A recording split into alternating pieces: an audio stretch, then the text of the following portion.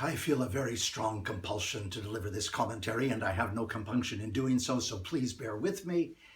If you cast your mind back to the decade of the 2000s, you will recall that the epicenter of the HIV/AIDS pandemic was the country of South Africa. South Africa had millions upon millions of infections. In fact, today, over 6 million people are living with the virus in South Africa, the highest number of infected people in any country in the world.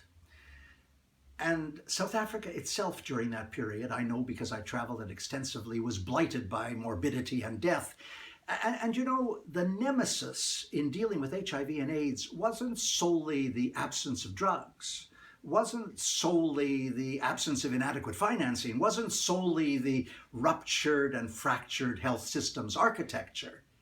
The nemesis was in fact the president of South Africa, Thabo Mbeki, steeped in denialism, refusing to believe that antiretroviral drugs could subdue the pandemic, and so he refused to roll out the drugs, and as a result, 330,000 people died unnecessarily.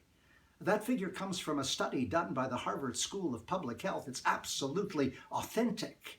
Thabo Mbeki succumbed to a combination of intellectual sophistry and scientific mysticism to evolve into this denialist period. And throughout the period, he sustained a lunatic minister of health who believed that beetroots and garlic were the answer.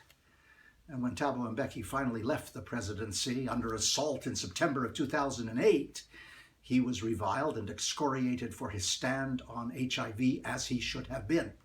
Well, now, fast forward 10 years later, 2 days ago, the Thabo Mbeki Foundation released a screed of self-justifying intellectual tripe where Thabo Mbeki indicates that he's completely unrepentant. He believes now, as he did then, that if only you had a strong immune system, you wouldn't get the virus, or if you had the virus and you then developed a strong immune system, you could defeat it. He still has suspicions about the drugs. He still believes in a pharmaceutical conspiracy. He is still absolutely unrepentant. And his material, as you read it, it is such a concoction of babbling, rambling, incoherent, inchoate, circumlocucious, stream of consciousness, bafflegab.